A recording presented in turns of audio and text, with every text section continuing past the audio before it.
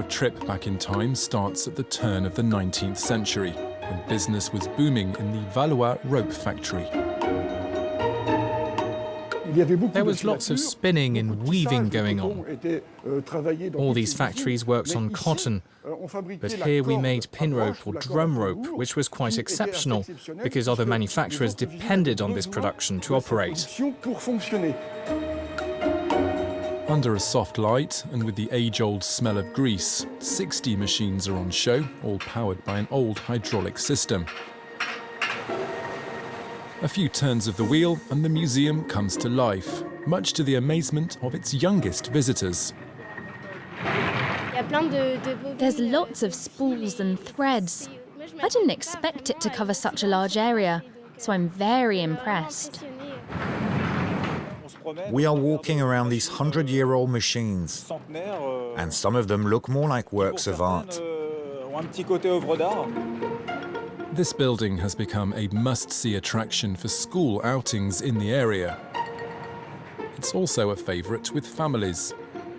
Claude has brought his grandchildren along. Personally, I find it very important. It's technology that you just don't see anymore, and that we'll never see again.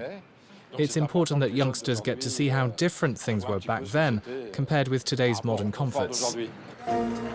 In the factory's heyday, 40 women in total toiled away in difficult conditions, clocking up 50 hours a week. There was no heating here in the winter. 12 to 15 degrees Celsius, that just wouldn't happen today, and in the summer, the temperatures would reach 40 to 45 degrees, with the added discomfort of cotton dust that would stick to their skin. The textile crisis of the 1950s took its toll, and the Valois rope factory shut up shop for good in 1978. It then took over 15 years for the site to be turned into a museum, a great source of pride for those who work here today. It's always a pleasure to see children walking around with their parents or their grandparents. I think families learn a lot from the museum and the movement of the machines, and that's the main purpose of the exhibit today. Another spinning mill is hoping to stay active for many years to come. In the Creuse region, the Terrade factory has resisted closure since 1910. It's one of the last in France to transform fleeces into wool.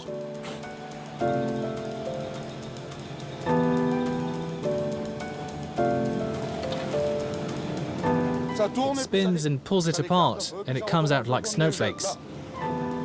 Wool from different breeds of sheep, but also from goats and yaks, are custom spun here. Thierry Terrade grew up with this mill. Whenever I had any free time, I would come to the workshop. I'm the fourth generation to keep the business going.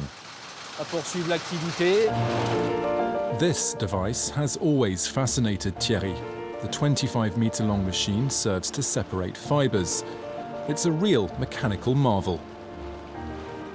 You had to get to know each machine to be able to repair them. Thierry lives to the beat of this clattering noise, and he's able to pinpoint the tiniest malfunction.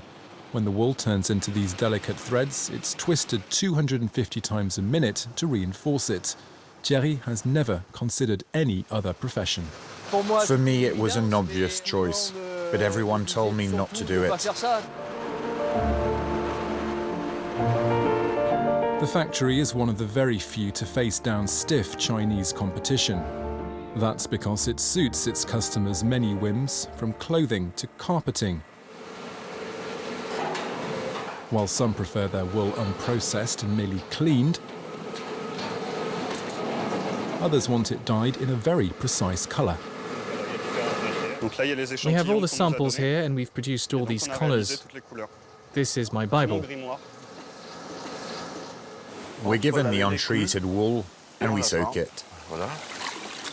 Michel's been here nearly half a century. He can tell when the wool's ready just by looking. It's a tad less golden. I'm going to need a pinch of red. From start to finish, it takes 2.5 to 3 hours. 6 craftsmen spin the wool into yarns, working their way through 100 kilos of fleece each day. The factory has now been listed as a living heritage company.